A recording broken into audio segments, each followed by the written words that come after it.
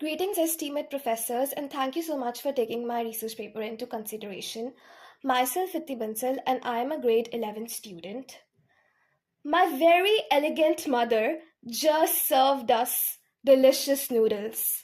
Come on, it's time to grow up out of all these eight planets from our solar system. I am up with this paper on improved exoplanet detection through data augmentation and machine learning.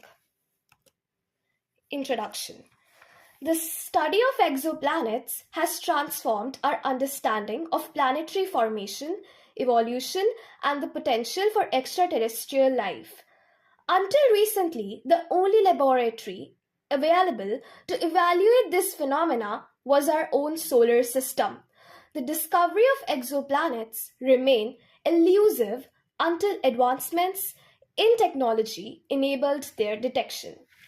Early detection methods primarily focused on changes in light intensity, as observed through radial velocity measurements.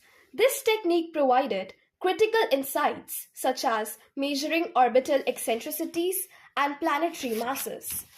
However, this method faces challenges due to temporarily coupled experimental and astrophysical noise, making the identification of smaller planets extremely difficult.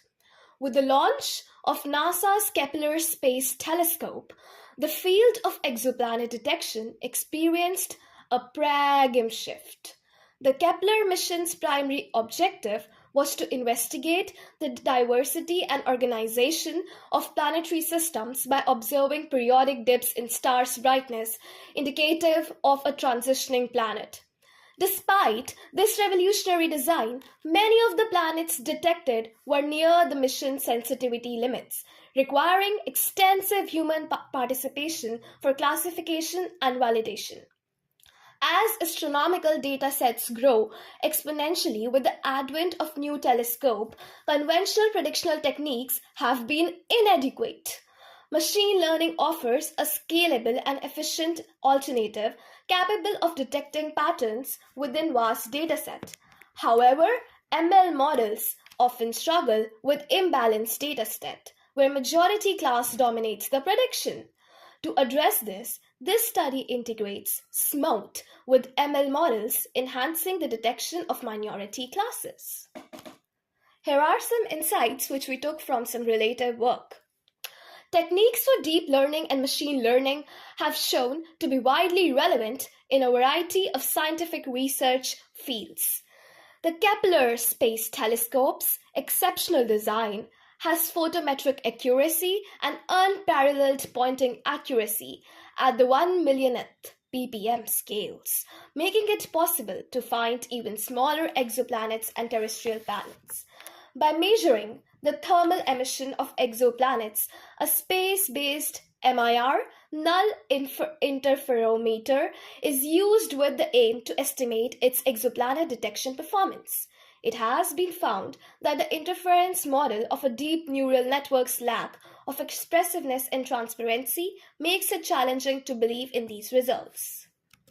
We followed a three-step methodology, which included analyzing the traditional transit method, machine learning based methods, and then data augmentation using SMOUT. Traditional transit method. One widely used approach for locating exoplanets, that is, planets beyond our solar system, is the transit method. Using telescopes fitted with sensitive photometers, astronomers track a star's brightness over time. When a planet transits or passes in front of its host star, from our point of view, the star's brightness momentarily decreases, showing the planets orbiting around the star. So this is a image which shows a planet orbiting around the star. And this is the basis for the transit method. It helps track the brightness over time. And the dips in the light help examine whether or not the curve is an exoplanet curve or not. So these are the curves which we generated. So the first one is a light curve, for an exoplanet because there are dips in light at regular intervals of time. So we get to know that it's a exoplanet. And the second one is a graph for a non-exoplanet. So we can see the dips happening at irregular interval of time for light. So probably there's a non-exoplanet. Then we moved on with so here the light curve represents the reduction in the brightness, and we see if the brightness of the star lowers periodically, it can be assumed that the orbiting planet is responsible for these dips. Kepler's space telescope, the NASA spacecraft, has detected over 1,000 exoplanets by searching for this distinctive decrease in brightness. So here this got a catch. Then moving on to the machine learning models. So basically, we used, with a clearer understanding of the data in hand, different models can be used to investigate which solutions work best for exoplanet star classification, and in order to better plan future missions that delve into chasm of space surrounding us. This exploration will also help us develop intuition regarding the analysis and utilization of raw data from the satellites. So after we analyze these methods with the X-train and the X-test method, we started to generate these confusion matrices, as I believe that the confusion matrices help to understand the model performance and to evaluate the model's classification performance on the training and testing dataset. So we compared these decision matrices for the KNN model and the logistic regression model, and found out that the KNN model was more accurate than the logistic regression models, as clearly the true positive rate for the KNN model is 5050, whereas for the logistic regression model it's 4680. So yeah. Then we did the data augmentation with SMOTE, fake it till we make it. So this technique is used to deal with imbalanced data sets. SMOTE generates data for minority classes so that the model always does not predict the majority values. So that means that we make the new exoplanet data to train the models with it. And data augmentation implemented with the help of functions like SMOTE X-train and SMOTE Y-train, we did that. And we also used the training and testing accuracy obtained using random forest classifier without data augmentation and with data augmentation through SMOTE technique. And here are the results. So there was definitely a change after we did the SMOTE testing. Then we did hyperparameter optimization. This plays a critical role in enhancing the performance of machine learning models. So hyperparameter tuning improved our model efficiency with parameters such as number of trees in the forest, minimum maximum depth, and minimum sample split carefully optimized to maximize the accuracy. Detailed tuning matrices demonstrated significant gains over default configurations. The ADAM optimizer was, so we used the neural network with fine-tuned using a set of hyperparameters that included layer dimensions to capture complex patterns in the data. The ADAM optimizer was selected for its efficiency in handling sparse gradients, and binary cross entropy was employed as the loss function to address the binary classification task. And the model was trained for 40 epochs with accuracy as the primary metric, ensuring the balance between computational efficiency and predictive performance. This careful selection of hyperparameters contributed to improved accuracy observed in exoplanet.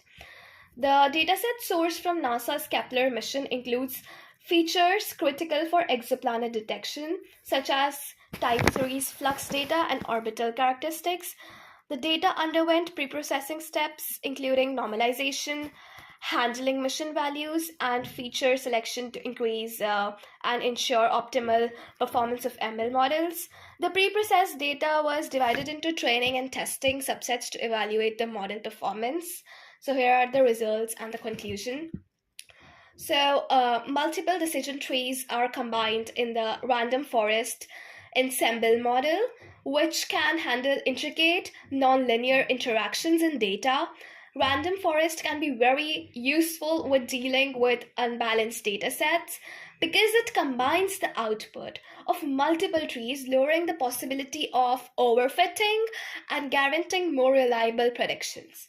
Because the algorithm classifies the neighborhood based on majority classes, K nearest neighbor, that is KNN, often performs badly on imbalanced datasets and may overlook minority class samples even after SMOT. Without substantially changing the underlying structure of the data, SMOT may balance class distributions and enhance performance in a random forest model. However, it might noise in more straightforward models like the logistic regression, the linear regression, and KNN, which would result in poorer performance. So random tree emerged as the best performing algorithm with training accuracy of 96.79% and testing accuracy of 94.82% after applying this mode. And KNN and logistic showed comparatively lower performance. So hyperparameter tuning further improved their efficiency, as I discussed about the parameters earlier. AdaBoost and Random Forest perform exceptionally well in detecting exoplanets. The inclusion of SMOT has enhanced the performance across models, especially the Random Forest, and AdaBoost determines and demonstrates high efficiency by intervailing learning from misclassified data points, leveraging decision trees as weak classifiers.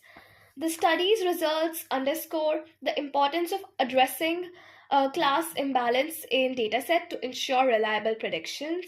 While random forest yielded the best results, the future work will ensure ensemble methods that combine classifiers for enhanced accuracy. Additionally, advanced deep learning models such as convolutional neural networks could be applied to extract richer features from the light curve data.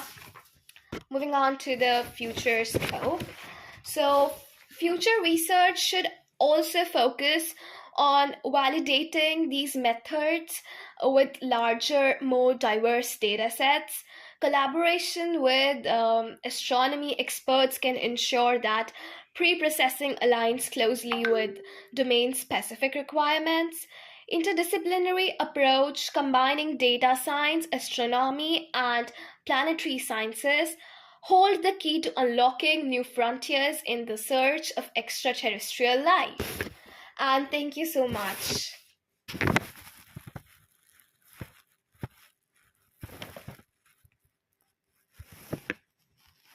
I'm so sorry, I cannot hear you for some reason.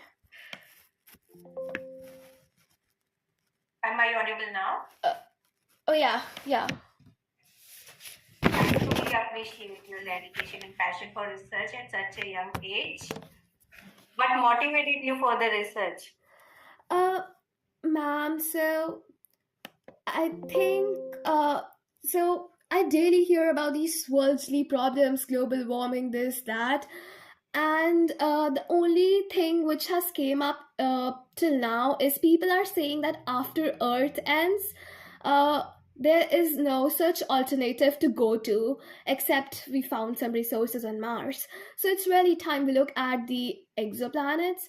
So I got excited about exoplanets when I heard about it. I was like, oh, it has aliens, it is out of the world. And I studied a bit about the exoplanets. So I got to know about these traditional methods like radial velocity, transit, etc. So this excited me. So I went on and asked on research so I used general Google sources like Google Scholar, etc. But at times I got stuck. I took help from my school teachers to help me. That's it from my side. Thank you so much.